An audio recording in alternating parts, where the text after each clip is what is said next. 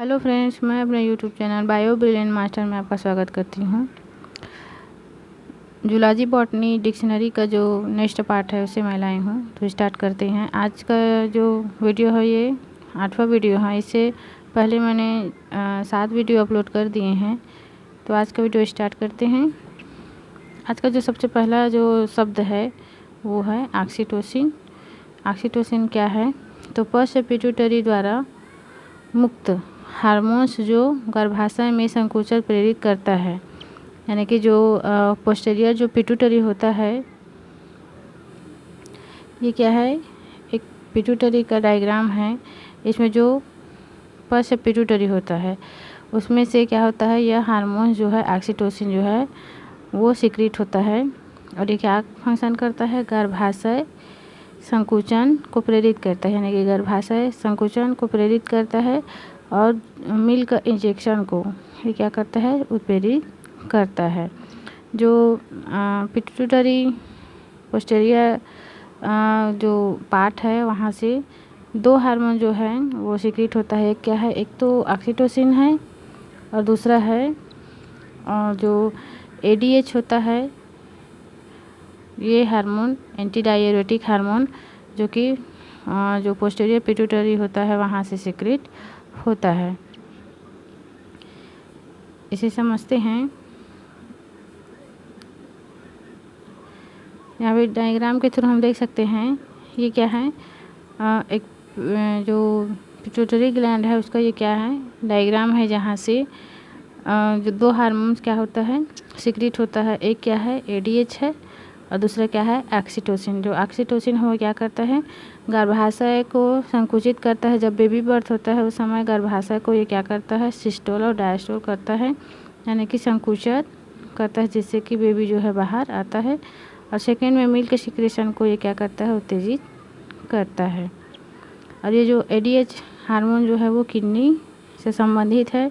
Kidney में ये जो मूत्र जो फॉर्मेशन होता है उसमें पानी का जो लेवल होता है उसे ये कंट्रोल रखता है। नेक्स्ट देखते हैं अपरा। अपरा क्या है? अपरा या प्लेसेंटा। अपरा या प्लेसेंटा क्या है? तो जरायुजी स्तनधारियों में प्रयोग कोरियान व गर्भाशय भित्ति के बीच बनने वाली अस्थायी अंतरांग संरचनात्मक कार्तिकेय संरचना जो भ्रूण की पोषण, आहार, शोषण और उत्सर्जन आवश्यकता की पूर्ति व कुछ उत्पादन करता है। यानी कि प्लेसेंटा मुख्य रूप से किसमें पाया जाता है? जो जरायुजी होती हैं, यानी कि जो प्लेसेंटल होता है या बीबी पेरस जो होता है उसमें ये पाया जाता है। जो प्लेसेंटल स्तनधारी होते हैं उनमें जो है कोरियान व गर्भाशय भित्ति के बीच बनने वाला अस्थायी क्या है? एक संरचना होता है जो क्या करता है? गर्भाशय और जो बच्चा होता है उसके बीच में यह पाया जाता है। इसी के थ्रू जो है भ्रूण को पोषण मिलता है, आहार, पोषण के स्वरूप आहार मिलता है, श्वसन उसी के द्वारा होता है, उत्सर्जन भी उसी के द्वारा होता है, और अन्य जो भी आवश्यकताएं होती हैं बेबी के विकास के लिए या जो भ्रूण का डेवलपमेंट होता है उसके लिए, तो वो सारा चीज़ जो है उसमें क्या होता है? वहीं से उसे मिलता है। और कुछ उत्पादन भी वहीं से होता है, यानी कि जो भ्रूण बनता है उस समय शरीर में जो भी निर्माण होता है उसी के थ्रू होता है। यहाँ हम देख सकते हैं किस तरह से जो एम्ब्राय होता है या जो भ्रूण होता है वो प्लेसेंटा के ऊपर किस तरह से इसमें जो है स्थित होता है।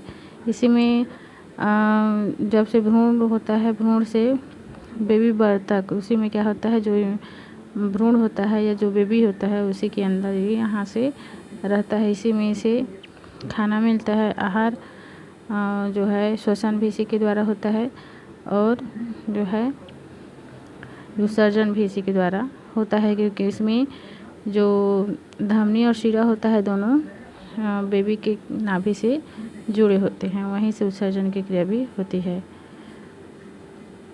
नेक्स्ट देखते हैं प्रोजेस्टेरॉन। तो प्रोजेस्टेरॉन क्या है? तो मादा लिंग हार्मोन जो गर्भाशय भित्ति तथा इम्प्लांटेशन को क्या करता है? बनाए रखता है। गर्भ को स्थायी रखता है। ये जो प्रोजेस्टेरॉन होता है ये एक हार्मोन है जो मादा हार्मोन भी कहा जाता है। यह जो प्रोजेस्टेरॉन है वो क्या करता है, गर्भाशय भित्ति यानी कि गर्भाशय का जो भित्ति होता है, यूटेरस का जो वाल होता है और जो इम्प्लांटेशन होता है उसे बनाए रखता है और गर्भ को स्थायी करने में हेल्प करता है। इसकी कमी से एबॉर्ट जो है, भ्रूण जो है एबॉर्ट हो जाता है।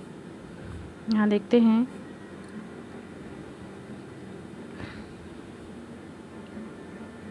इस तरह से ये क्या है, जो गर्भाशयी भित्ति है उसे क्या करता है, स्टेबल रखता है, जिसके कारण जो है जो बेबी है वो क्या होता है, यहीं पे इम्प्लांटेशन उसका होता है। नेक्स्ट देखते हैं अग्रपिंडक या एक्रोसोम। तो ये क्या है, जो एक्रोसोम है वो क्या है, तो शुक्राणु के शीर्ष पर स्थित नुकीली संरचना जो शुक्राणु के अंडे में प्रवेश में क्या करता है, मदद करती है। यह भाग गाल्जी बॉडी से बनी होती है। एक्रोसोम क्या है, जो क्या होता है, शुक्राणु होता है। मान लेते हैं क्या है, एक शुक्राणु है, इसके अग्र भाग पे जो है पाया जाता है और इसी के थ्रू जो है, इसी के थ्रू क्या होता है, जो अंडा होता है उसके अंदर एक्रोसोम या जो स्पर्म होता है वो क्या करता है, अंडे के अंदर प्रवेश करता है। और यह जो भाग होता है वो किससे बना होता है, गाल्जी या पेटस या गाल्जी कैस से बना होता है। डायग्राम के थ्रू देखते हैं। यहाँ पे हम देख सकते हैं ये क्या है, एक जो है स्पर्म का स्ट्रक्चर है। यहाँ जो ये जो इसका सिरा होता है या केप भाग होता है वो क्या कहलाता है, एक्रोसोम। और एक्रोसोम ही किससे बना होता है, गाल्जी या पेटस से बना होता है। मुख्य रूप से जो स्पर्म होता है वो 3 भाग में बटा होता है। एक क्या होता है, न्यूक्लियस होता है, दूसरा सेंट्रियोल होता है और तीसरा क्या होता है, पूंछ या टेल रीजन होता है। नेक्स्ट देखते हैं उभय मिश्रण या एम्फीमिक्सिस क्या कहलाता है। नर व मादा युग्मकों के संलयन में इनके गुणसूत्रों के आपस में मिलने की लैंगिक प्रजनन की क्रिया उभय मिश्रण कहलाता है। यानी कि जब निषेचन होता है उसके बाद जो है नर और मादा यानी कि मेल और फीमेल का क्या होता है, जो डीएनए होता है उसका सम्मिश्रण होता है, उसी को क्या कहा जाता है, उभय मिश्रण या एम्फीमिक्सिस कहा जाता है। जो जब दोनों क्या होता है, दोनों का फ्यूजन होता है तो उस समय क्या होता है, डीएनए का आदान प्रदान होता है। इसे ही क्या कहा जाता है, एम्फीमिक्सिस कहा जाता है। यहाँ पे हम देख सकते हैं जब क्या होता है, फ्यूजन होता है उसके बाद डीएनए का क्या होता है, मिश्रण होता है, उसे ही एम्फीमिक्सिस कहा जाता है या उभय मिश्रण कहा जाता है। इसके बाद फिर क्या होता है, जो कोशिकाएं होती हैं वो विभाजित होना शुरू करती हैं। नेक्स्ट देखते हैं विदलन। विदलन क्या है, विदलन या क्लीवेज।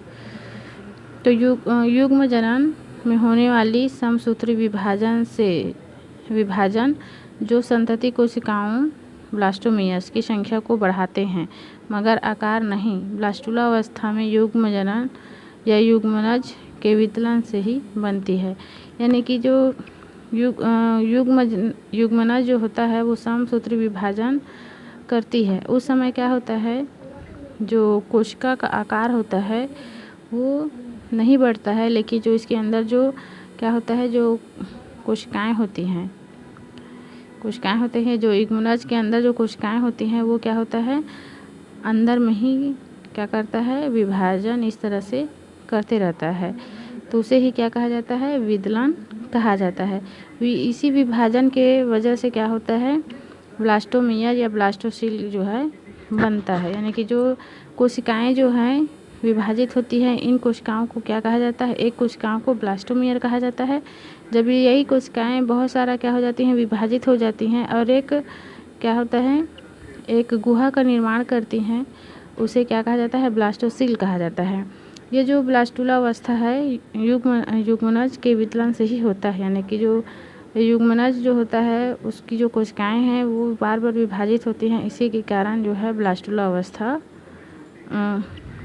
अवस्था में युग्मनज के जो युग्मनज में जो क्या होता है विभाजन होता है, इसी के कारण जो है विदलन होता है।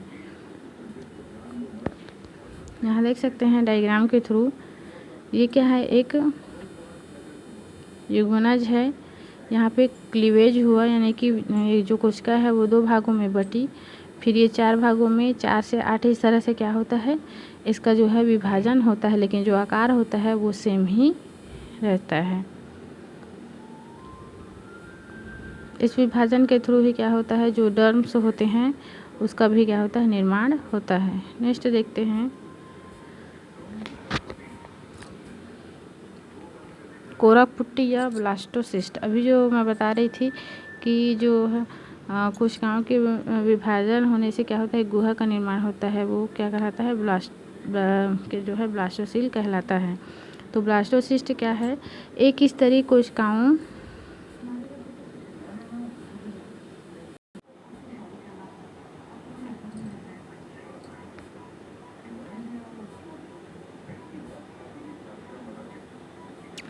एक स्तरीय कोशिकाओं से गेंद जैसा क्या होता है एक खोखला भ्रूण जिसके बीच में ब्लास्टोसिल गुहा होती है। स्त्री के गर्भाशय में अंतःरोपित होने वाला भ्रूण की रचना, यानी कि इसी अवस्था में जो ब्लास्टुला अवस्था होता है या ब्लास्टोसिस्ट अवस्था होता है, उसी समय क्या होता है गर्भाशय में जो है जो भ्रूण होता है वो स्थापित होता है या इम्प्लांटेशन या अंतः प्रत्यारोपित होता है। ये जो ब्लास्टोसिस्ट है उसमें क्या होता है एक कोशिकी क्या होता है कोशिकाओं का एक स्तर बना होता है जो किसके जैसा दिखता है गेंद के जैसा दिखता है, और ये खोखला होता है। ये खोखला भाग क्या कहलाता है ब्लास्टोसिल गुहा कहलाती है। और इसी स्टेज में क्या होता है जो है भ्रूण जो है जो गर्भाशय होता है या यूटेरस होता है उसमें क्या होता है इम्प्लांटेशन करता है। यहाँ हम देख सकते हैं ये क्या है एक ब्लास्टोसिस्ट है, और ये वाला जो भाग है ब्लास्टोसिल कहलाता है, जो कि बहुत सारे कोशिकाओं का क्या होता है विभाजन होने के बाद ये क्या हो जाता है इकट्ठा एक तरफ क्या हो जाता है इकट्ठा हो जाता है, जिसके कारण जो है ब्लास्टोसिल का निर्माण होता है। इसी स्टेज में क्या होता है गर्भाशय में जाके प्रत्यारोपित होता है। नेक्स्ट देखते हैं कैपेसिएशन। तो कैपेसिएशन क्या है, शुक्राणु में निषेचन के पूर्व होने वाला जो परिवर्तन है उसे क्या कहा जाता है कैपेसिएशन कहलाता है। इसके कारण क्या होता है अंडे के निषेचन योग्य बनाते हैं। ये जो स्थिति होती है इसमें क्या होता है जो स्पर्म होता है वो तैयार होता है किसके लिए अंडे का जो है भेदन करने के लिए, अंडे के साथ निषेचन करने के लिए ये तैयार होता है या योग्य बनता है। इस स्थिति को क्या कहा जाता है कैपेसिएशन कहा जाता है।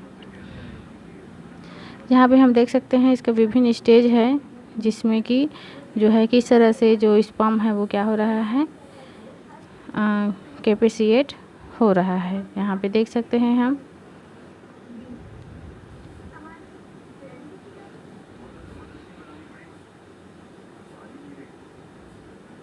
नेक्स्ट देखते हैं युग्मक जनन। तो युग्मक जनन या गैमेटोजेनेसिस क्या है, तो जननों में हुए अर्धसूत्री विभाजनों से परिपक्व नर व मादा युग्मकों का निर्माण क्या कहलाता है गैमेटोजेनेसिस या युग्मक जनन कहलाता है। ये 2 प्रकार का होता है, एक क्या होता है स्पर्मेटोसाइट होता है और दूसरा oogenesis होता है। स्पर्मेटोसाइट में क्या होता है स्पर्म का फॉर्मेशन होता है, और जो oogenesis होता है उसमें एग का फॉर्मेशन होता है। जो स्पर्म होता है वो मेल सेक्स आर्गन जो टेस्टिस होता है उसमें इसका फॉर्मेशन होता है, और जो एग होता है वो जो फीमेल रिप्रोडक्टिव आर्गन ओवरी होता है उसमें जो है एग का फॉर्मेशन होता है। यहाँ हम देख सकते हैं किस तरह से होता है। ये जो प्रक्रिया है वो क्या है स्पर्मेटोजेनेसिस है, जिसमें स्पर्म का क्या हो रहा है फॉर्मेशन हो रहा है। और ये क्या है oogenesis, जिसमें कि एक जो ओवम होता है या एग होता है या अंडा होता है उसका जो है क्या हो रहा है, फॉर्मेशन हो रहा है। और दोनों को मिला के क्या कहा जाता है, दोनों को मिला के यहाँ पे क्या कहा जाता है, गेमेटोजेनेसिस कहा जाता है। यानी कि हम ये बोल सकते हैं कि स्पर्म और ओवम का फॉर्मेशन जो है गेमेटोजेनेसिस कहलाता है।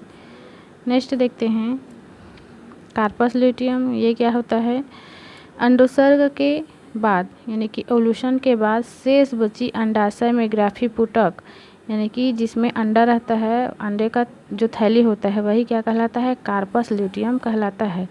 और वो जो अंडोत्सर्ग होता है उसके बाद वो थैली जो है खाली हो जाती है, और वही जो पुटक होती है या जो थैली होती है वही क्या करता है, प्रोजेस्टेरॉन हार्मोन का स्राव करती है। इसे ही क्या कहा जाता है, कार्पस ल्यूटियम कहा जाता है। यहाँ हम देख सकते हैं ये क्या हुआ, एक ओवुलेशन हुआ और ये ओवरी से बाहर हो गया। उसके बाद जो इसका थैली होता है या जो कार्पस ल्यूटियम होता है वो क्या होता है, यहाँ पे अलग हो जाता है। और अलग होने के बाद ये क्या करता है, प्रोजेस्टेरॉन हार्मोन का स्रावण करता है। जब एक निषेचन होता है या फर्टिलाइजेशन होता है तो ये क्या होता है, ये 2-3 महीने तक ये रहता है और प्रोजेस्टेरॉन हार्मोन का स्रावण करता रहता है। लेकिन जब एक का फर्टिलाइजेशन नहीं होता है तो क्या हो जाता है, ये डिस्ट्रॉय हो जाता है और पुनः नए फॉलिकल बनना स्टार्ट हो जाता है। जो ओवुलेशन है वो कब होता है, जो मेंस्ट्रुएशन होता है उसके 14वां दिन होता है। और अगर 24 घंटे के अंदर स्पर्म जो है ओवरी तक पहुंचता है, अगर ओवरी तक पहुंचता है तो फर्टिलाइजेशन होगा वरना नहीं होगा। तो ये जो कार्पस ल्यूटियम जो होता है वो फिर क्या हो जाता है, डिस्ट्रॉय हो जाता है और नए फॉलिकल बनना स्टार्ट होता है। फ्रेंड्स ये था आज का वीडियो जिसमें मैंने जो कठिन शब्द थे उसको बताया है। नेक्स्ट पार्ट में और जो बचा हुआ मानव जनन से संबंधित जो कठिन वर्ड्स हैं उसको मैं लाऊंगी।